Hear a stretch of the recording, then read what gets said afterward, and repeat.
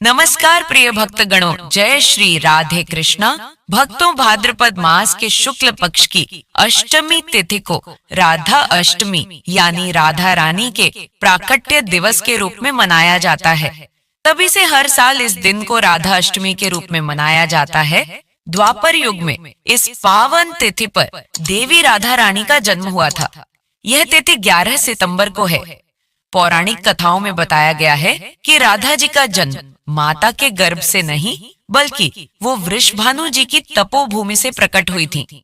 राधा रानी और उनकी साथी सखियां आंगन में खेल रही थी और अचानक वहां ऋषि दुर्वासा पधारे। ऋषि को देखकर सारी बच्चियां डर गई और वहां से भाग गई, लेकिन राधा रानी नहीं गई।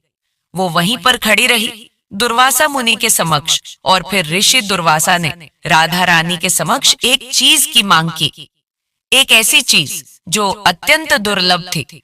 और वह क्या थी? यही है आज की हमारी राधाष्टमी विशेष कथा, और साथ में राधा अष्टमी की पौराणिक कथा का भी श्रवण करेंगे। कृष्ण प्रिया राधा रानी के प्राकट्य दिवस पर व्रत रखने से और कथा का श्रवण करने से भगवान कृष्ण भी प्रसन्न होते हैं और मनोवांछित फल प्रदान करते हैं। राधा नाम संसार के सभी दुखों को हरने वाला है। मान्यता के अनुसार इस व्रत को करने से धन की कमी नहीं होती और घर में बरकत बनी रहती है। और जो माताएं बहनें इस दिन किसी कारणवश व्रत नहीं भी रख पा रही हैं, वो भगवान श्री कृष्ण और राधा रानी की कृपा पाने के लिए कथा का श्रवण अवश्य ही करें। तो आज मैं सुना रही हूँ राधा अष्टमी व्रत की संपूर्ण कथाएं, जिसे आप सभी भक्तगण बड़ी श्रद्धा तथा प्रसन्नचित मन से पूरा अवश्य सुनिएगा, क्योंकि भगवान श्री कृष्ण कहते हैं कि कथा का आधे पर ही त्याग करने वाले मनुष्य घोर नरक में जाते हैं। इसलिए कथा को पूरा सुने, लेकिन कथा को शुरू करने से पहले आप सभी से निवेदन है कि कथा को लाइक अवश्य करते हैं और हिंदू रिलीजियस टेल्स चैनल को सब्सक्राइब करके बेल आइकन का बटन दबाना बिल्कुल भी ना भूले। तो आइए भगवान श्री कृष्ण और राधा रानी के चरण कमलों का ध्यान करते हुए व्रत कथा का रसपान करते हैं। ब्रह्मवैवर्त पुराण में राधा जी के जन्म की जो कथा बताई गई है वह इस प्रकार है। राधा माता गोलोक में श्री कृष्ण के साथ रहती थी। एक दफा कृष्ण भगवान को गोलोक में राधा रानी कहीं नजर नहीं आई। कुछ देर बाद कन्हैया अपनी सखी विराजा के साथ घूमने चले गए। यह बात जब राधा रानी को मालूम हुई तो उन्हें गुस्सा आया और वो सीधे कन्हैया के पास पहुंची। वहां पहुंचकर उन्होंने श्री कृष्ण को काफी भला बुरा कहा। राधा रानी का यह रवैया भगवान श्री कृष्ण के प्यारे मित्र सुदामा को बिल्कुल अच्छा नहीं लगा। सुदामा ने उसी वक्त बिना कुछ सोचे समझे राधा रानी को पृथ्वी पर जन्म लेने का श्राप दे दिया। राधा को इतने गुस्से में देखकर कृष्ण भगवान की सखी विराजा भी नदी के रूप में वहां से चली गई। राधा ने श्रीदामा से श्राप पाने के बाद उन्हें राक्षस कुल में पैदा होने का श्राप दिया। राधा जी द्वारा दिए गए श्राप की वजह से ही सुदामा का जन्म शंखचूड़ दानव के रूप में हुआ। आगे चलकर वही दानव भगवान विष्णु का परम भक्त बना। दूसरी तरफ राधा रानी ने पृथ्वी पर वृषभानु के घर पुत्री के रूप में जन्म लिया। राधा रानी का जन्म वृषभानु जी के घर तो हुआ, लेकिन उनकी पत्नी देवी कीर्ति के गर्भ से नहीं। दरअसल जिस समय राधा मैया और सुदामा ने एक दूसरे को श्राप दिया था, तभी भगवान श्री कृष्ण ने कहा था कि राधा, आपको वृषभानु जी और देवी कीर्ति की पुत्री बनकर पृथ्वी पर रहना होगा। मनुष्य के अवतार में आपका एक वैश्य से विवाह होगा, वो मेरे अंशावतारों में से ही एक होगा। इस तरह आप पृथ्वी पर भी मेरी ही बनकर रहेंगी, परंतु हम दोनों को बिछड़ने का दुख सहना होगा। इसके बाद कृष्ण भगवान ने राधा जी को मनुष्य योनि के रूप में जन्म लेने की तैयारी करने के लिए कहा। संसार के सामने वृषभानु जी की पत्नी गर्भवती हुई। जिस तरह एक बच्चा दुनिया में आता है, ठीक वैसे ही देवी कीर्ति का भी प्रसव हुआ। लेकिन असल में राधा माता का जन्म देवी कीर्ति के गर्भ से नहीं हुआ था। भगवान की माया से उनके गर्भ में वायु भर गई थी। देवी कीर्ति ने उसी वायु को जन्म दिया। इस दौरान उन्हें प्रसव पीड़ा हो रही थी और वहां राधा माता के रूप में एक प्यारी सी कन्या ने जन्म लिया। भाद्र मास के शुक्ल पक्ष की अष्टमी के दिन राधा मैया का धरती पर जन्म हुआ था। तभी से हर साल इस दिन को राधा अष्टमी के रूप में मनाया जाता है। कुछ पौराणिक कथाओं में कहा जाता है कि भगवान विष्णु ने कृष्ण अवतार में जन्म लिया, ठीक उसी तरह उनकी पत्नी लक्ष्मी जी राधा के रूप में पृथ्वी पर आई थी। ब्रह्म वैवर्त पुराण की माने तो राधा जी श्री कृष्ण की सखी थी और उनका विवाह रापाण या रायाण नाम के व्यक्ति के साथ संपन्न हुआ था। राधा रानी और उनकी साथी सखियां आंगन में खेल रही थी और अचानक वहां ऋषि दुर्वासा पधारे। ऋषि को देखकर सारी बच्चियां डर गईं और वहां से भाग गई, लेकिन राधा रानी नहीं गई। वो वहीं पर खड़ी रही दुर्वासा मुनि के समक्ष, और फिर ऋषि दुर्वासा ने राधा रानी के समक्ष एक चीज की मांग की, एक ऐसी चीज जो अत्यंत दुर्लभ थी। और वह क्या थी, यही है आज की हमारी राधाष्टमी विशेष कथा। तो चलिए प्रारंभ करते हैं। एक दिन प्रातः काल का समय था और स्थान था बरसाना में महाराज वृषभानु का आंगन। चारों ओर शुद्ध और पवित्र वातावरण था। पक्षी चहचहा रहे थे। गायों का झुंड गोवर्धन की ओर जाने की तैयारी कर रहा था और गांव की सभी गोपियां अपने अपने घर काम में व्यस्त थी। ऐसे समय में एकदम नन्ही सी राधा रानी अपनी सखियों के साथ आंगन में खेल रही थी, और यह खेल भी कोई साधारण खेल नहीं था। उन्होंने मिट्टी से श्री कृष्ण की एक सुंदर मूर्ति बनाई थी और कृष्ण के लिए वे भोजन बना रही थी। अब ऐसे समय में अचानक ऋषि दुर्वासा वहां प्रकट हुए। अब आप तो जानते ही हैं कि ऋषि दुर्वासा तीनों लोकों में अपने क्रोध के लिए कितने प्रसिद्ध हैं। उनकी सेवा करके उन्हें प्रसन्न करना तो दूर की बात है, लेकिन उनके सामने भी खड़े रहना पड़े तो लोग भय के मारे कांपने लग जाते हैं। तो बस ये बात है।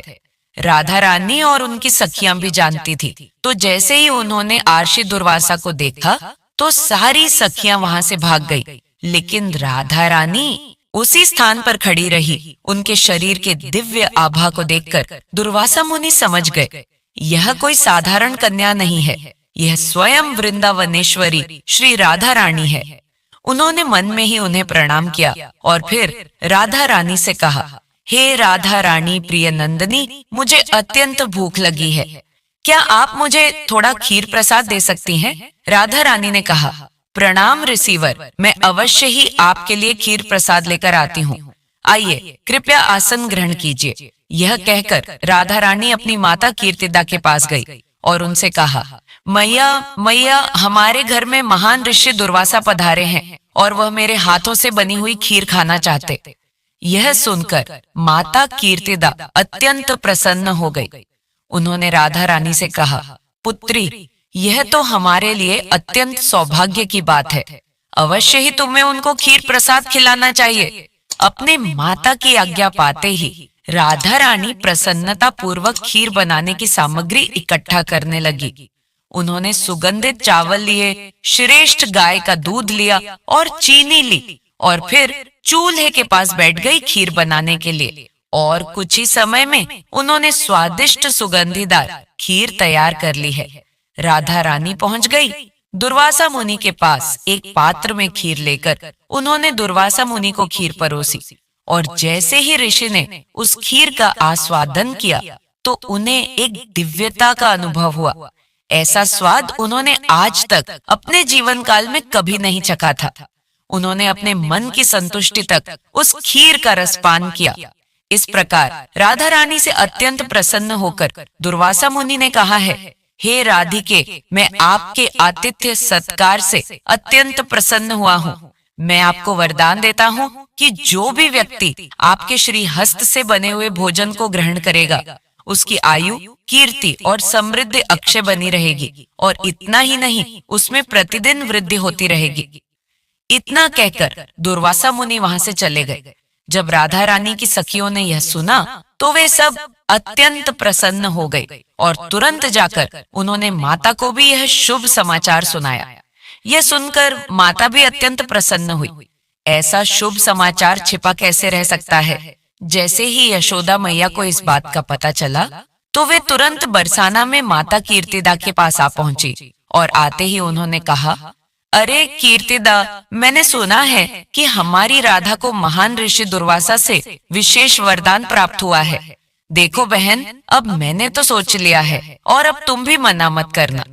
आज से यह तय हुआ कि अब से कृष्ण के लिए राधा ही भोजन बनाएंगी और मैं चाहती हूँ कि राधा प्रतिदिन कृष्ण के लिए भोजन बनाने के लिए मेरे घर पर आए।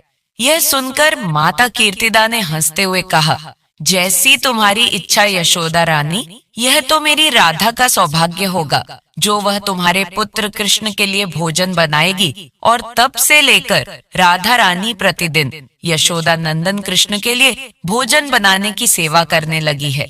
यह रहस्य है कि जहाँ कहीं भी श्री कृष्ण के लिए भोग बनता है उसे राधा रानी की रसोई के नाम से क्यों जाना जाता है, क्योंकि भगवान के लिए जो भी भोग बनाया जाता है उसका परीक्षण सीधा राधा रानी द्वारा किया जाता है और राधा रानी उस भोग को भगवान श्री कृष्ण के पास लेकर जाती है और तब श्री कृष्ण उसको स्वीकार करते हैं।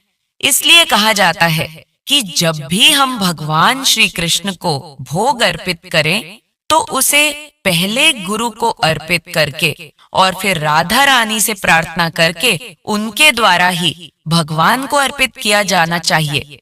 तभी भगवान श्री कृष्ण भोग को स्वीकार करते हैं। प्रिय भक्तगणों, सभी व्रतों में से एकमात्र राधा अष्टमी का व्रत ही ऐसा व्रत है जो दोपहर में ठीक 12 बजे के बाद ही खोल लिया जाता है। ऐसा क्यों किया जाता है, इस बारे में एक प्रचलित कथा है जो कि राधा रानी स्वयं कही है।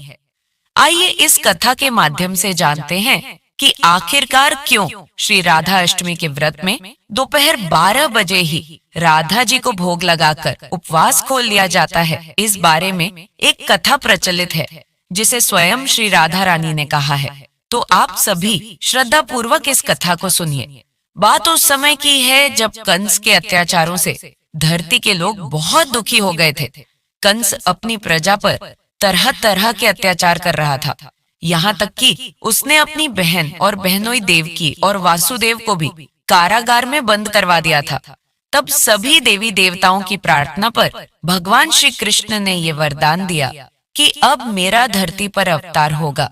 तो यह बात भगवान श्री कृष्ण ने ऊपर गोलक धाम में वास करने वाले श्री राधा रानी से बताती की है, राधे, अब मैं धरती पर अवतार लेने वाला हूँ। इस समय धरती पर अत्याचार बहुत बढ़ गया है। इस अत्याचार को समाप्त करने के लिए मुझे अब धरती पर जाना ही होगा और धरती पर जाकर मुझे तरह तरह की लीलाओं से अपनी प्रजा को सुख देना होगा। और हे राधे, मेरा अवतार वासुदेव जी और देवकी के यहाँ होगा, लेकिन मेरी परम सुंदरी बाल लीलाओं का सुख नंद बाबा और यशोदा मैया को ही देखने को मिलेगा। इसके बाद में वापस वासुदेव जी और देवकी के पास चला आऊंगा। तब राधा रानी से भगवान कृष्ण ने ये भी कहा कि मेरा अवतार है राधे भाद्रपद मास के कृष्ण पक्ष की अष्टमी तिथि को मध्य रात्रि 12 बजे होगा। जिस समय चंद्रदेव उदय होंगे उस समय मैं अवतार लेकर प्रकट होगा। जैसे ही श्री कृष्ण भगवान ने यह बात श्री राधा रानी को बताई, तुरंत ही राधा रानी क्रोधित हो गई। रूठ कर कहने लगी है, श्री कृष्ण, ये तो बहुत ही गलत बात है। आपके जो भक्त आपको प्रसन्न करने के लिए जन्माष्टमी का व्रत रखेंगे और उन्हें ही आप आधे रात तक भूखा रखेंगे, उन्हें प्यासा रहना पड़ेगा। आपके भक्तों को तो इस प्रकार से बहुत कष्ट सहन करना पड़ेगा और आप तो अपने भक्तों पर केवल कृपा ही करते हो, सदा अपने भक्तों की मनोकामनाएं पूर्ण करते हो। फिर ऐसा क्या कारण है जो आप अपने प्राकट्य दिवस पर अपने भक्तों को दुख देने की सोच रहे हो? आपको अपने भक्तों के प्रति ऐसा नहीं करना चाहिए। तब राधा जी के वचनों को सुनकर भगवान श्री कृष्ण कहने लगे कि राधे, मैं तो अपने वचन में बाधा हुआ हूँ और मैंने अपने श्री राम अवतार में चंद्रदेव को ये वरदान दिया था कि हे चंद्रदेव, द्वार युग में भाद्रपद कृष्ण अष्टमी तिथि के दिन जब तुम्हारा आसमान में उदय हो रहा होगा तब मेरा अवतार होगा। इस प्रकार मैंने चंद्रदेव को जो वरदान दिया, मैं उस वचन से, उस वरदान से बंधा हुआ हूँ। इसलिए मध्य रात्रि 12 बजे तो मेरा अवतार होना निश्चित ही है। तब राधा रानी भगवान के वचनों को सुनकर कहने लगी है, प्रभु चाहे कुछ भी हो, आपका अपनी भक्तों के प्रति इस प्रकार का व्यवहार उचित नहीं है। तब भगवान श्री कृष्ण राधा रानी से कहने लगे, हे राधे, मेरे अवतार का समय तो निश्चित हो चुका है, लेकिन आपको भी तो मेरे साथ लीलाएं करने के लिए धरती पर अवतार लेना होगा। अब आप अपने अवतार का समय निश्चित कर लीजिए, जैसी आपकी इच्छा हो, जिस समय आपकी इच्छा हो, आप उस समय अवतार धारण कीजिए। तब ठाकुर जी के इन वचनों को सुनकर श्री राधा रानी बहुत प्रसन्न हो गई और कहने लगी है, श्री कृष्ण, मैं तो अपने भक्तों को सदा प्रसन्नता ही देने वाली हूँ। मैं तो सदा अपने भक्तों पर कृपा ही करूंगी। इस कारण मेरा अवतार भाद्रपद मास के शुक्ल पक्ष की अष्टमी तिथि को दोपहर ठीक 12 बजे होगा। और मैं अपने भक्तों को ये भी वरदान देती हूँ कि भक्त मेरे अवतार के दिन केवल दोपहर के 12 बजे तक ही उपवास रखेंगे। मेरे भक्त श्री राधा अष्टमी के दिन दोपहर को ठीक 12 बजे मेरा पूजन करके मुझे भोग लगाकर उसे प्रसाद रूप में ग्रहण करके अपने व्रत को पूर्ण कर लेंगे। इस प्रकार दोपहर ठीक 12 बजे राधा अष्टमी का व्रत खुल जाएगा। उसके बाद वह मेरे प्राकृतिक उत्सव की खुशियां मनाएंगे। और इस दिन जो भी भक्त सच्चे मन से मेरा पूजन करेगा, उपवास रखेगा, मैं उनकी सभी मनोकामनाएं पूर्ण करूंगी, सदा उन पर अपना आशीर्वाद बनाए रखूंगी। मैं अपने ऐसे भक्तों के जीवन में कभी कोई कमी नहीं रहने दूंगी जो मेरा और आपका नाम एक साथ लिया करेंगे, जो मेरी कथाओं को सुनेंगे, मेरे नाम का कीर्तन करेंगे। मैं सदा उनकी रक्षा करूंगी, उनकी सभी मनोकामनाएं पूर्ण करूंगी। यही कारण है कि राधा अष्टमी के दिन ठीक 12 बजे राधा रानी को भोग लगाकर उपवास खोल लिया जाता है। वास्तव में भक्ति आध्यात्मिक जगत का कार्य है, जो कि साक्षात श्रीमती राधा रानी के नियंत्रण में, और भक्तगण श्रीमती राधा रानी के दयालु स्वरूप का ध्यान करके सदैव उनसे प्रार्थना करते हैं कि उन्हें भगवान श्री कृष्ण की शुद्ध प्रेमा भक्ति प्राप्त हो। राधा रानी के माध्यम से श्री कृष्ण के पास जाएंगे तो हमें सरलता से उनकी कृपा प्राप्त हो सकती है। यही कारण है कि श्री चैतन्य महाप्रभु ने हमें यह शिक्षा दी है कि हम हरे कृष्ण महामंत्र का जप करें। हरे कृष्ण महामंत्र में जो हरे शब्द का उच्चारण करते हैं, वह वास्तव में श्रीमती राधा रानी का संबोधन है, जहां हम श्रीमती राधा रानी से प्रार्थना करते हैं कि वे हमें श्री कृष्ण की सेवा में संलग्न करें। श्री कृष्ण और राधा रानी के प्रेम को हम अपनी मर्यादित भौतिक इंद्रियों के माध्यम से नहीं समझ सकते। उसके लिए हमें गुरु प्रभुपाद की शिक्षाओं का आश्रय लेना होगा। और श्री प्रभुपाद कहते हैं कि जब हम पूर्ण रूप से वैदिक साधना भक्ति का पालन करेंगे और जब हम पूर्ण रूप से परिपक्व हो जाएंगे, तब श्री कृष्ण स्वयं इस रहस्य को हमारे हृदय में प्रकट करेंगे। लेकिन याद रहे, यह कार्य बड़े बड़े आशे और योगियों के लिए भी दुष्कर है। इसलिए हमें ऐसी सहजिया वृत्ति से सावधान रहना चाहिए। यदि वास्तव में राधा अष्टमी उत्सव मनाना चाहते हैं और श्रीमती राधा रानी की कृपा प्राप्त करना चाहते हैं, तो हमें अपने आचार्यों के आदेश का पालन करते हुए हरे कृष्ण महामंत्र का ध्यान पूर्वक जप करना चाहिए, वैदिक साधना भक्ति का पालन करना चाहिए और प्रामाणिक गुरु के निर्देशन में शास्त्रों का अध्ययन करना चाहिए। जब राधा रानी यह देखती हैं कि हम भगवान श्री कृष्ण की सेवा में संलग्न होने के लिए प्रामाणिक प्रयास कर रहे हैं, तो वो अवश्य ही हमें अपनी कृपा प्रदान करती है। राधा रानी के अंदर अनेक गुण हैं और उनके गुणों के आधार पर उनके अनेक नाम है, जैसे कि गोविंद आनंदिनी अर्थात जो गोविंद को आनंद प्रदान करती है, गोविंद मोहिनी यानी जो गोविंद को मोहित करती है, गोविंद सर्वस्व अर्थात जो गोविंद की सर्वे सर्वा है, कृष्णमयी यानी जो कृष्ण को अंदर और बाहर हर जगह देखती है, सर्व लक्ष्मी यानी जो लक्ष्मी देवी की मूल उद्गम स्रोत है, पुराणों में उन्हें राधिका के नाम से भी जाना जाता है, यानी जो भगवान श्री कृष्ण की सर्वश्रेष्ठ आराधना करती है। तो यह थी आज की विशेष राधा अष्टमी कथा। यह कथा आपको कैसी, यह हमें नीचे कमेंट करके जरूर बताइए। और अगर आपको लगता है कि प्रमाणभूत वैदिक कथाओं का प्रचार करके हम इस समाज के लिए सर्वश्रेष्ठ सेवा कर रहे हैं और इस शुभ कार्य में यदि आप भी हमारा सहयोग देना चाहते हैं तो आप सभी लोग हमारी सभी वीडियो को अपने दोस्तों, रिश्तेदारों को ज्यादा से ज्यादा शेयर किया करें। तो चलिए श्रीमती राधा रानी की आविर्भाव दिवस राधाष्टमी के पवित्र पर्व पर हम सभी राधिका से प्रार्थना करते हैं कि वह हमें परम भगवान श्री कृष्ण के चरण कमलों की शुद्ध भक्ति प्रदान करें और हम सदैव उनकी सेवा में संलग्न रहे। जय श्री राधे कृष्ण, राधे राधे।